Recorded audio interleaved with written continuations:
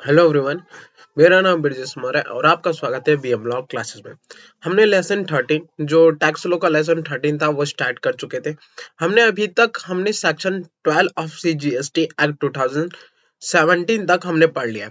उसमें हमने जो पढ़ा था वो पढ़ा था time of supply of goods. हमने क्या पढ़ा था? Time of supply of goods. उसमें हमने ये पढ़ा था कि 3 types of time of supply को निकाला जा सकता है। पहला फॉरवर्ड चार्ज मैकेनिज्म के द्वारा, फिर reverse charge mechanism and voucher के टाइम पे हम कैसे टाइम ऑफ सप्लाई निकालते हैं ये बताया गया था सेक्शन 12 में। अब हम बात करेंगे time of supply of service. किसकी बात करेंगे? Time of supply of service under section 13 of the CGST Act 2013. Now, Section 13 cover the time of supply for the service as mentioned above under the forward mechanism, reverse charge mechanism and voucher and other instance. इसका मतलब हम इसमें भी जो पढ़ेंगे वो वही पढ़ेंगे फॉरवर्ड चार्ज मैकेनिज्म में, रिवर्स चार्ज मैकेनिज्म में, वाउचर में और किसी और पर्पस के लिए। नाउ द फर्स्ट जो है हमारा फॉरवर्ड चार्ज मैकेनिज्म। क्या है हमारा? Forward charge mechanism. अब फॉरवर्ड चार्ज मैकेनिज्म में in the case where the invoice has been issue on the time as per the section 30। अब यहाँ पे गौर करने वाली क्या चीज है, जब हम फॉरवर्ड चार्ज मैकेनिज्म पढ़ेंगे तो उसमें भी 2 टाइप्स के दिए रखे हैं। जब हमें time of supply of service जो है वो निकालने के लिए हमें एक चीज पे गौर करना पड़ेगा कि हमने जो इनवॉइस है हमारी जो इनवॉइस है वो हमने टाइम पे इशू करी है या नहीं करी है। तो in case where the issue where the invoice has been issued on time as per section 13. as per section 13 बोलता है कि जो इनवॉइस है विद इन 13 डे के अंदर हमारी इनवॉइस इशू हो जानी चाहिए। जब हम ट्रांजेक्शन कर रहे हैं, जब प्रोडक्ट बेच रहे हैं या फिर डेट हो ड्यू डेट है उसके 30 दिन के अंदर हमारी जो इनवॉइस है वो इशू हो जानी चाहिए। तो अगर हमारी इनवॉइस 30 दिन के अंदर इशू हुई है तो earlier of the date of invoice and the date of the recipient of the payment। अब अगर हमारे फॉरवर्ड चार्ज मैकेनिज्म में इनवॉइस हमारे टाइम पे इशू हुई है तो डेट ऑफ इनवॉइस जिस दिन हमने इशू करा इनवॉइस और जिस दिन हमारा पेमेंट आया, इन दोनों से पहले जो सबसे पहले डेट होगी वही हमारी टाइम ऑफ सप्लाई कहलाएगी in case of forward charge mechanism, जब हमारे इनवॉइस इशू हो गया हो टाइम पे। अब receipt of payment, date of receipt of payment would be earlier of the date of the credit in bank of account in the और the date of the entry of the book. Date of receipt of payment हम जब पढ़ रहे थे goods में तो हमने ये देखा था कि जब date of receipt of payment हम ध्यान नहीं देंगे, उसे इग्नोर कर देंगे अकॉर्डिंग टू नोटिफिकेशन तो 2015 में आई थी। मगर जब हम सर्विस की बात करेंगे तो हम उसमें ये देखेंगे जरूर कि date of receipt of payment कब हुई थी।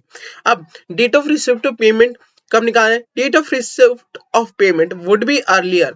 अब जब date of receipt of payment जो होगी would be earlier of the date of the credit in the bank account or the date of the entry in the book of account whichever is earlier। अब हमारा date of receipt of payment है वो भी जो होगा date of credit in bank account और entry in the book of account, इन दोनों में से जो सबसे पहली डेट होगी वही हमारी date of receipt of payment होगी। Date of book of credit इसका मतलब जब हमारे अकाउंट में पैसा गया है वो दिन, और जिस दिन या फिर हमने जिस दिन जो बुक ऑफ अकाउंट है उसमें हमने एंट्री करवाई है, इन दोनों में से जो सबसे पहली डेट होगी वही हमारी date of receipt of payment कहलाएगी।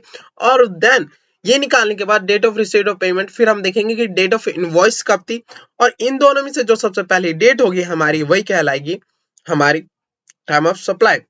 नाउ बात करते हैं in the case where the invoice has not been issue on the time. और अगर हमारी जो डेट है जो इनवॉइस इशू करने की टाइम है विद इन 13 डे वो उस दिन के अंदर हम नहीं करते तो earlier of the date of provision of service and the date of receipt of the payment, earlier of the date of provision of service and date of receipt of payment, then date of receipt of payment इसका मतलब अगर हमारा जो time है हम 29 दिन के अंदर अब अगर इशू नहीं करते इनवॉइस तो जिस दिन हमें date of provision of service या फिर date of receipt of payment, इन दोनों में से जो सबसे पहला डे होगा वही हमारा टाइम ऑफ सप्लाई कहलाएगा।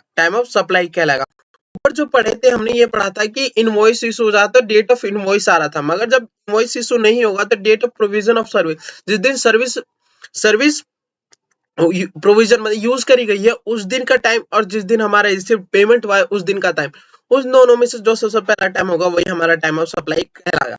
रिसीव तो टाइम आपको पता ही है कि जिस दिन हमारे अकाउंट में पैसा आया है और जिस दिन हमारी एंट्री हुई है बुक ऑफ अकाउंट में, उन दोनों में से सबसे पहला जो टाइम होगा वही हमारे रिसीट और पेमेंट कहलाएगा। Now according to section 13(1), mandate that the time limit of the issue of invoice is that invoice must be issued either before or the provision of service। जिस दिन सर्विस यूज करी जा रही है फिर या फिर इशू करी जा रही सर्विस यूज करी जा रही है उससे पहले या उससे पहले हमारी इनवॉइस इशू हो जानी चाहिए, either before the provision of service या फिर within 30 day from the date of supply of service. जिस दिन सप्लाई कर रहे हैं उससे पहले या फिर उसके 30 दिन के अंदर, उसके 30 दिन के अंदर सप्लाई हो जाने के बाद सर्विस हमें इनवॉइस करनी होती है, इनवॉइस इशू करनी होती है। And the 45 day for the BFSI companies and the NBFC। और अगर बात करते हैं हमारी BFSI कंपनी है या फिर NBFC कंपनी है तो इनको 45 डेज दिए जा रहे हैं इंस्टेड ऑफ 30 डेज। नाउ हम एक एग्जांपल की बात करते हैं जिससे हमें समझ आएगा।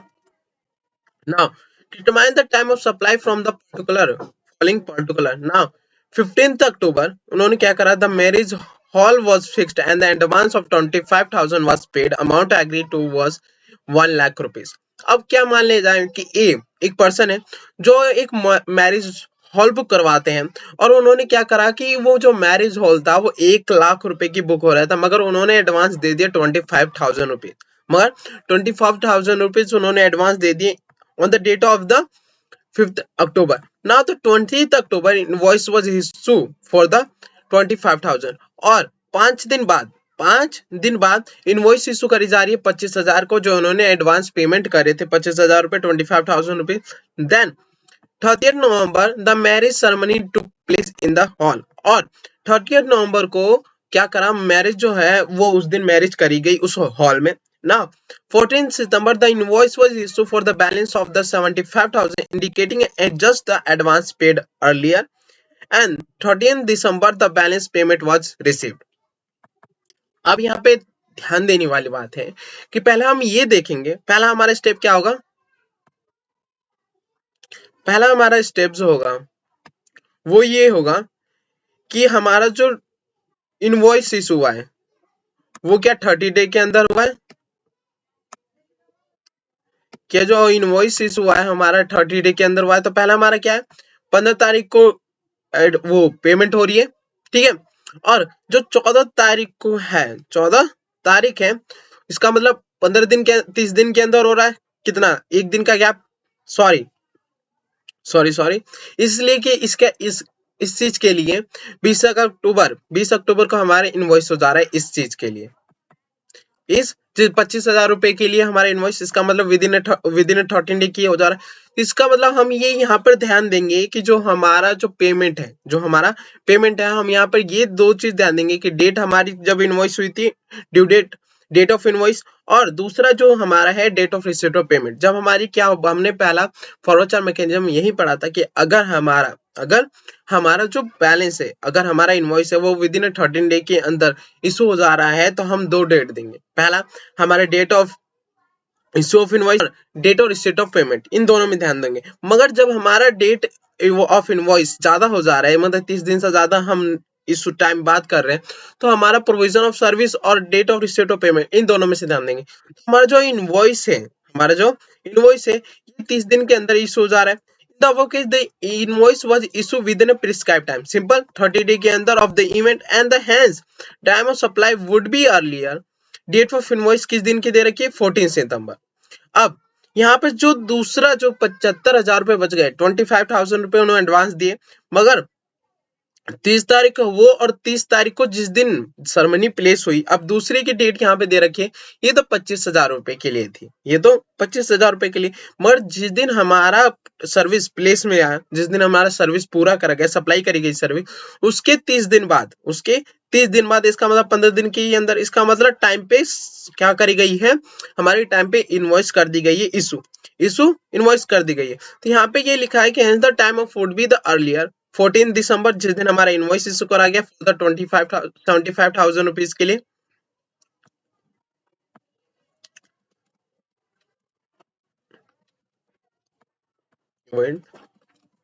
और date of receipt of payment, और हमारी डेट रिसिप्ट कब पेमेंट हुई, हमारी 31 दिसंबर।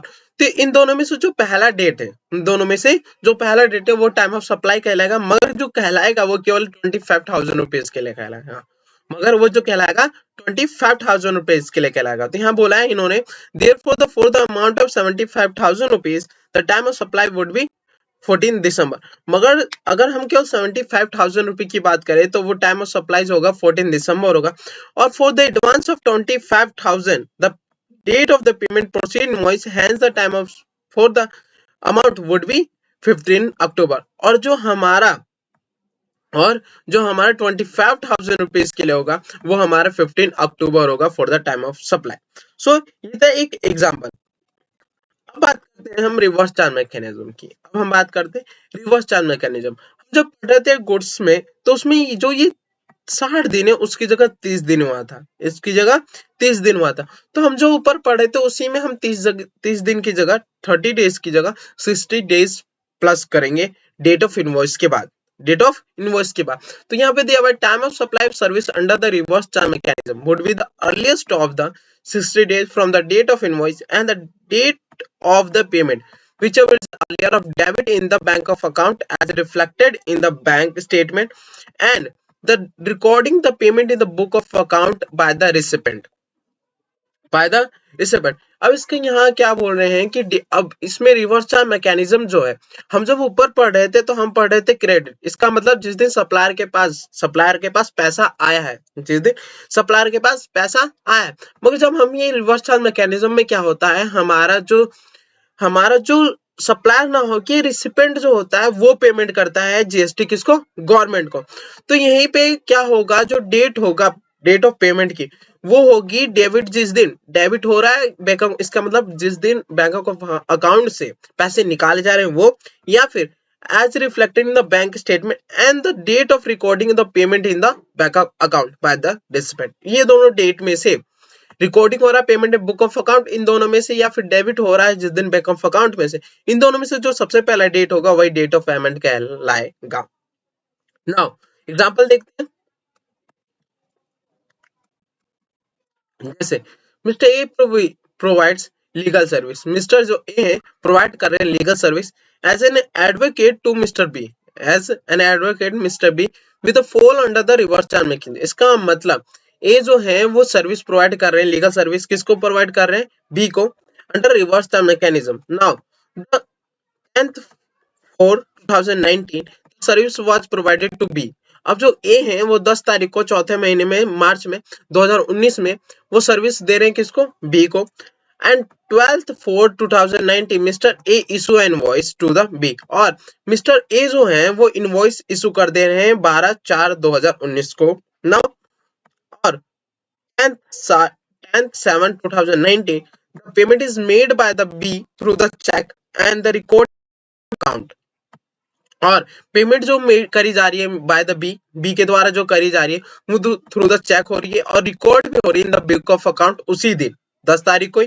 15 तारीख को 7वें महीने में the payment get debited from the mister bank account, और पे तो कर रहे हैं वो 17 तारीख को ही, 17 तारीख को ही पे कर दे रहे हैं, 10 तारीख को ही पे कर दे रहे हैं, मगर 15 तारीख को डेबिटेड हो रहा है bank of account.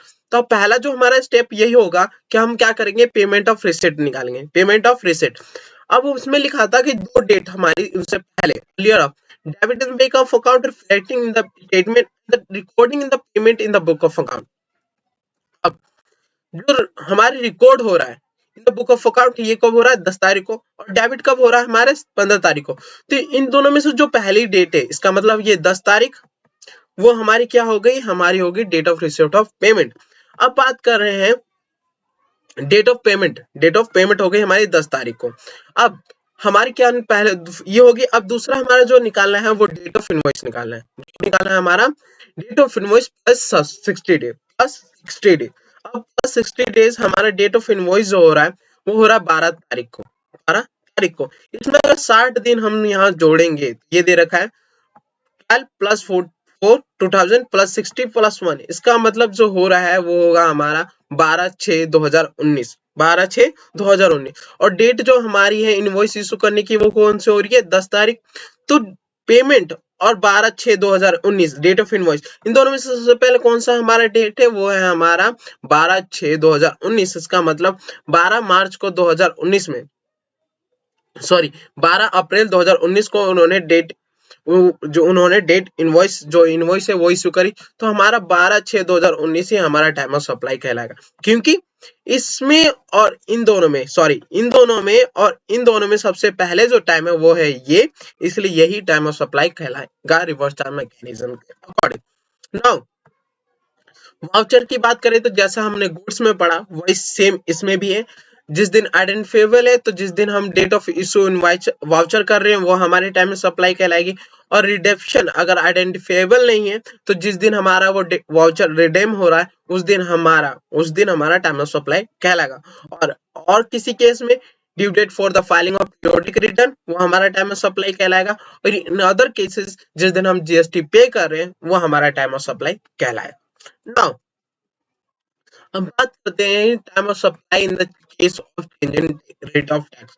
According to section 14 of CGST act 2017, ये बोलता है कि हमारा जो टाइम ऑफ सप्लाई है उसे हमें फाइंड करना, मगर कब, जब हमारे जो टैक्स रेट है वो चेंज हो रहे हैं, वो कैसे करते हैं अब इनकी बात करते हैं ना। According to section 14 of the CGST act 2017 define the time of supply where there is a change in the rate of tax in respect of good or service या फिर both. Now, according to section 14A, in the case good or service or both have been supplied before the change in the rate of tax. अब इन्होंने क्या बोला है, according to section 14A जो है वो ये बोलता है कि हमने गुड्स या फिर सर्विस या फिर बोथ सप्लाई कर दिया है, मगर अभी तक जो बिफोर द चेंज मगर अभी तक हमारा जो रेट है, जो हमारा रेट ऑफ टैक्स है वो चेंज नहीं हुआ है, उससे पहले हमने सप्लाई कर दिया है। The time of supply can be determine as follow. अगर हमने गुड और सर्विस जो है वो सप्लाई कर दिया before the change in rate, change हुआ नहीं है अभी रेट, जो हमारा रेट ऑफ टैक्स है वो चेंज नहीं हो, उससे पहले हमने सप्लाई कर दिया है अपनी गुड्स या फिर सर्विस या फिर दोनों, तो हमारा जो टाइम ऑफ सप्लाई है वो कैसे डिटरमाइन होगा।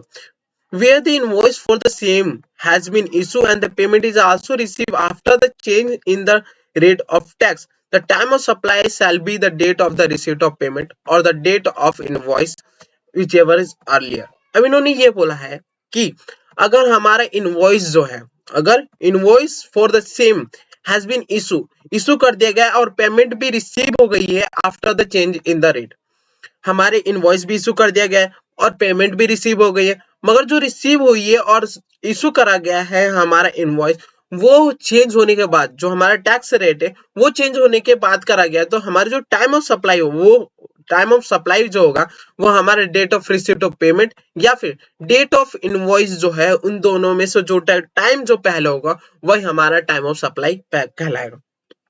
ओके, हमें एग्जांपल नीचे दे रखा है, हम बहुत अच्छे से समझेंगे। Now where the invoice has been issued prior to change in rate, ये हम क्या पढ़ रहे थे, हम ये पढ़ रहे थे आफ्टर, यहाँ पे ध्यान देने की चीज है आफ्टर,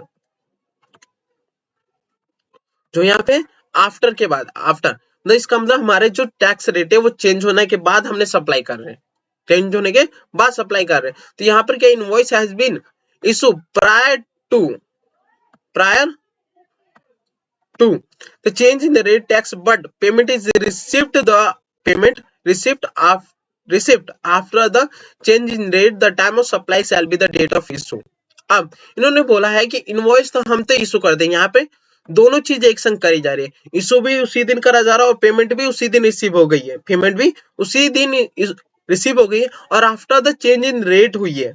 मगर यहाँ पर क्या बोला है कि इनवॉइस इशू कर दिया गया है prior the change in the rate of tax, जब रेट ऑफ टैक्स चेंज भी नहीं हुआ था उससे पहले हमने क्या कर दिया, अपना जो हमारा इशू इनवॉइस है वो इस इनवॉइस इशू कर दिया। मगर अभी तक पेमेंट रिसीव जो हुई है वो after the change in the rate हुई है, तो टाइम ऑफ सप्लाई जो होगा वो डेट ऑफ इनवॉइस कहलाएगा, date of issue of invoice कहलाएगा। एक मिनट। तो ये था हमारा टाइम ऑफ सप्लाई। इसका मतलब इनवॉइस जब इशू हुआ वो prior the change rate tax हुआ, रेट ऑफ टैक्स हुआ, तो इनवॉइस जिस दिन इशू हुआ वही हमारा टाइम ऑफ सप्लाई कहलाएगा। Now where the payment has been received before the change in rate tax but invoice for the same is issue after the change in rate of tax, the time of supply shall be the date of receipt of payment। यहाँ पे इन्होंने बोला है payment तो receive हो गई है before the change in rate, अभी तक हमारा जो रेट ऑफ टैक्स है वो चेंज नहीं हुआ मगर उससे पहले ही पेमेंट रिसीव हो गई, मगर इनवॉइस जो है वो इशू करी गई है for the same is a reissue after the change rate, मगर जो इनवॉइस है वो after the change in rate of tax के होने के बाद हुई है, तो इसलिए हमारा जो टाइम ऑफ सप्लाई होगा वो डेट ऑफ रिसिप्ट कहलाएगा, डेट ऑफ रिसिप्ट कहलाएगा। अब यहाँ पे ध्यान देने जो वाली बात है, अगर क्वेश्चन न्यूमेरिकल में आता है तो अभी हम एग्जांपल से पढ़ लेंगे, मगर और न्यूमेरिकल में नहीं आता है तो हम जो ध्यान देंगे वो ये चीज देंगे कि जो हमारा इनवॉइस जो सबसे पहले जो चीज हो रही है, जो सबसे पहले चीज हो रही है वही हमारी टाइम ऑफ सप्लाई कहलाएगी, वही हमारी टाइम ऑफ सप्लाई कहलाएगी। तो इनवॉइस जो सबसे पहले इशू हो रहा है तो इसका मतलब जो date of issue invoice time of supply होगी प्रायर द चेंज, और पेमेंट जो हो रही है बिफोर द चेंज इसका मतलब ये भी प्रायर है चेंज इन रेट, तो हमारी जो पेमेंट हो रही है वही हमारी date of receipt of payment कहलाएगी। मगर अगर एक ही दिन में दोनों चीज हो रही है, issue and payment is also received after the change in rate, अगर आफ्टर द चेंज हो रहा है इशू भी करी जा रही है और पेमेंट भी करी जा रही है आफ्टर द चेंज, तो इन दोनों में से issue and payment receipt of payment होने में और डेट ऑफ इनवॉइस में जो भी पहले डेट होगा वही हमारी टाइम ऑफ सप्लाई कहलाएगी। सिर्फ लॉजिक ध्यान से देखने, तो जो सबसे पहले चीज हो रही है वही हमारी क्या कहलाएगी, टाइम ऑफ सप्लाई कहलाएगी। ये गौर करने की चीज है। नाउ बात करते हैं, ये हमने पढ़ लिया और मैं दे रखा बस, बात करते हैं बिल सेक्शन की। In case good or service both have been supplied after the change in rate, अभी जो हम पढ़ रहे थे वो ये पढ़ रहे थे कि जो हमारी बिफोर है, अभी हमारी क्या पढ़ रहे थे बिफोर, यहाँ पर क्या लिखा है time of supply where the change in rate tax in the respect of good और सर्विस, इसका मतलब जो हम पढ़ रहे थे बिफोर पढ़ रहे थे, अभी यहाँ पर हम क्या पढ़ रहे थे before change in rate of tax, मतलब अब जो पढ़ेंगे हम यहाँ पे पढ़ेंगे after the change in rate, तो हम क्या पढ़ रहे थे कि चेंज होने से पहले, चेंज होने से पहले टैक्स ऑफ रेट चेंज होने से पहले जो चीज हुआ होगा या फिर पेमेंट हुई होगी या फिर इनवॉइस इशू करा गया होगा तो वही चीज हमारी टाइम ऑफ सप्लाई कहलाएगी, वही चीज हमारी क्या कहलाएगी टाइम ऑफ सप्लाई कहलाएगी। यहाँ पर दे रखा है where the payment is received after the change in rate of tax but the invoice has been issued prior to change in rate of tax, the time of supply shall be the date of receipt of the payment। इसमें अब इसमें क्या बोला गया है कि हमारा जो पेमेंट है वो तो रिसीव हो गया है after the rate of tax, change होने के बाद रेट ऑफ टैक्स, मगर इनवॉइस जो है वो पहले issue has been issue, invoice has been issue prior to change in rate, हमारा जो पेमेंट है, हमारा जो पहला यहाँ पे दे रखा है कि हमारा जो इनवॉइस है वो हमने टैक्स ऑफ रेट चेंज होने से पहले इशू कर दिया, और जो पेमेंट करा हमने वो रेट में टैक्स जो रेट ऑफ टैक्स है वो चेंज होने के बाद करा, तो हमारी जो यहाँ पर टाइम ऑफ सप्लाई होगी वो होगी हमारी date of receipt of payment. इसका मतलब जो आफ्टर जो हो रहा है रेट ऑफ चेंज होने के बाद जो कार्य हो रहा है पेमेंट, वो हमारी क्या हो गई टाइम ऑफ सप्लाई। हम ऊपर जो पढ़ रहे थे बिफोर में पढ़ रहे थे, बिफोर में पढ़ रहे थे जो हमारे चेंज होने से पहले, चेंज होने से पहले जो कार्य हो रहा है, काम हो रहा है वो हमारे क्या कहलाए, इसमें जो आफ्टर की बात कर रहे हैं तो हमारा आफ्टर होने के बाद, आफ्टर द चेंज रेट होने के बाद जो काम हो रहा है जैसे पेमेंट रिसीव हुई तो वो हमारी क्या कहलाए, वो हमारी क्या कहलाएगी टाइम ऑफ सप्लाई कहलाएगी। Now invoice has been issued and the payment is same received before the change in rate of tax, the time of supply। अब यहाँ पे इन्होंने बोला है कि बिफोर चेंज इन रेट हमारा इशू भी इनवॉइस कर दिया, पेमेंट भी रिसीव हो गया, मगर जो इनवॉइस इशू और पेमेंट जो है वो बिफोर चेंज होने से पहले हमने ये दोनों काम कर लिए, तो इन दोनों में से जो पहले, इसका मतलब date of receipt of payment और डेट ऑफ इनवॉइस में से जो सबसे पहले हुआ होगा उसी को हम टाइम ऑफ सप्लाई कहेंगे। ना where the invoice has been issue after the change in rate tax, but the payment is received the change in the rate tax, the time of supply shall be the date of invoice. ऊपर की बात जैसे मैंने बताया कि after change in the rate, जो पहले हुआ, इसका मतलब इनवॉइस इशू कर दिया गया after the change in rate of tax, तो ये जो इनवॉइस इशू करा गया वही हमारा क्या कहलाएगा, टाइम ऑफ सप्लाई कहलाएगा, टाइम ऑफ सप्लाई कहलाएगा। ऊपर में ये पहला हम जो स्टेटमेंट पढ़ेंगे ये देखेंगे कि आफ्टर जो सप्लाई करी गई है वो आफ्टर करी गई है या बिफोर करी गई है। स्टेटमेंट जब पढ़ेंगे तो हम ये गौर करेंगे जो हमारी सप्लाई करी गई है वो आफ्टर करी गई है या बिफोर करी गई है। अगर बिफोर करी गई है तो प्रायर जो चेंज होने से, इन रेट ऑफ टैक्स चेंज होने से पहले जो भी चीज हुई हो या पेमेंट हुआ हुआ इनवॉइस इशू करा गया हो, तो उन दोनों में से जो पहले हुआ हो उसी को हम टाइम ऑफ सप्लाई मान लेंगे। अगर आफ्टर करा गया है तो आफ्टर होने से पहले, जो चेंज होने के बाद जो चीज हुई है, पेमेंट हुई है या फिर इनवॉइस इशू, उसे हम टाइम ऑफ सप्लाई मान लेंगे। अगर वो दोनों चीजें, एक पेमेंट और इनवॉइस दोनों चीज रिसीव होने या आफ्टर होने से, इन दोनों में से सबसे पहले जो होगी वही हमारे टाइम ऑफ सप्लाई कहलाएगी। नाउ अब बात करते हैं हम इलस्ट्रेशन के, हमें बहुत अच्छे समझ आएगा। Now supply made on the 10th May, supply कब हुई रही है, 10th May को। From the date of the particular find out the GST applicable rate is 12% in which applicable on the earlier of two event, the date of invoice and date of receipt payment, which in case would be the 5th June 2019. Change in the rate 31 May and invoice of the issue of invoice 5th June और payment receive 6 जून। अब इसमें क्या बोला है, जो हमारा supply है made हो गया 10, सप्लाई क्या हो गया मेड, इसका मतलब 31 मई, ये क्या हुआ है, सप्लाई जो मेड हुआ है हमारा हुआ है इनवॉइस रेट चेंज होने से पहले, रेट चेंज होने से पहले। तो हम यहाँ पे क्या देंगे, क्या ध्यान देंगे, बिफोर ध्यान देंगे, हर चीज के लिए प्रायर ध्यान देंगे। तो यहाँ पे चेंज इन रेट क्या हुआ है, हमारे सप्लाई होने से पहले हो गया। चेंज इन रेट हमारा जो है सप्लाई होने के बाद हुआ है, तो यहाँ पर क्या होगा, आफ्टर वाला सीन होगा, यहाँ पर क्या होगा, आफ्टर वाला सीन होगा। Supply was made 10th May after the change in rate, sorry word पे चलते हैं। Supply was made 10th May 2000 from the following particular, find out the rate of the GST applicable, change in the rate 31st May 2000, इसका मतलब supply हमारा जो हो गया वो before the change in rate हुआ है, before the change in rate हुआ। तो प्रायर वाली जो भी चीज है, प्रायर होने से पहले, इसका मतलब हमारा पेमेंट पहले होगा हो या फिर क्या कहते हैं, पेमेंट पहले हुआ हो या फिर हमारा जो रिसिप्ट इशू इनवॉइस हुआ, उन दोनों में से हमारी जो पहली डेट है वही हमारी टाइम ऑफ सप्लाई कहलाएगी। तो यहाँ पे बोला है इनवॉइस जो है वो होगी 5 जून को और पेमेंट जो हुई है 6 जून को।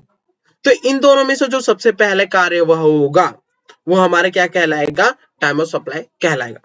अब यहाँ पे ये भी वैसे दे रखा है, अब एक प्रिंसिपल दे रखा है, उसको आप बहुत अच्छे से समझ ले। When the supply is made before the change in the rate, the principal is whichever is earlier. Simple, जैसे मैंने बताया था, अगर प्रायर की अगर हमारे बिफोर पढ़ रहे थे, बिफोर चेंज इन रेट, तो सबसे पहले जो हो रहा है वही हमारा क्या कहलाएगा, टाइम ऑफ सप्लाई कहलाएगा।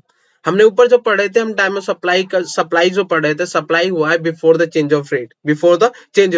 तो जो सबसे पहले हो रहा था, उसी को हम क्या मान ले रहे थे, supply of change, time of supply मान रहे थे।